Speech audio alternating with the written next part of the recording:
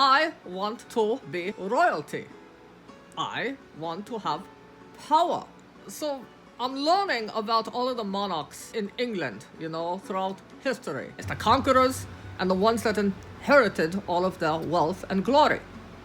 I guess I plan to do both. Now we come to the uber-famous King George III of the House of Hanover. King George III reigned from 1760 to 1820, a whopping 59 years. The length of his reign is more than a lifetime for some of these monarchs that we've been learning about. He died at the ripe old age of 81. The American Revolutionary War occurred during the reign of King George III. Also, the great battles of the Napoleonic Wars, including Waterloo, occurred during his reign. This is what happens when one lives long enough. They get to experience all these great wars. George III was known for being the first of the Hanover kings to speak English as a first language.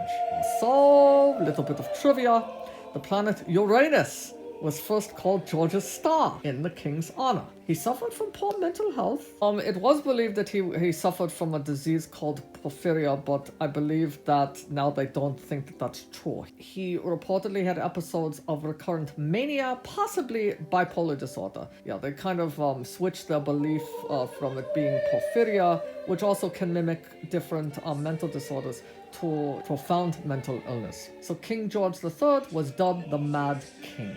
So now we move on to King George IV of the House of Hanover. He reigned from 1820 to 1830. His daddy was King George III. George IV basically acted as Prince Regent for his daddy since 1811 during his dad's bout with mental illness.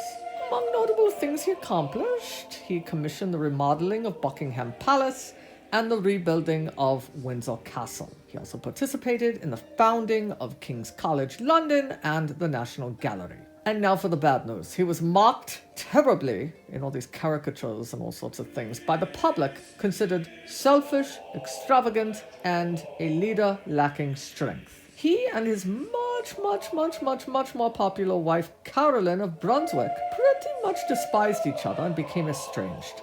They separated shortly after the birth of their only child, Charlotte, who would have been heir to the throne after George IV, but she died during childbirth at the age of 21. So she predeceased both her father, George IV, and her granddaddy, George III. This was Princess Charlotte Augusta of Wales.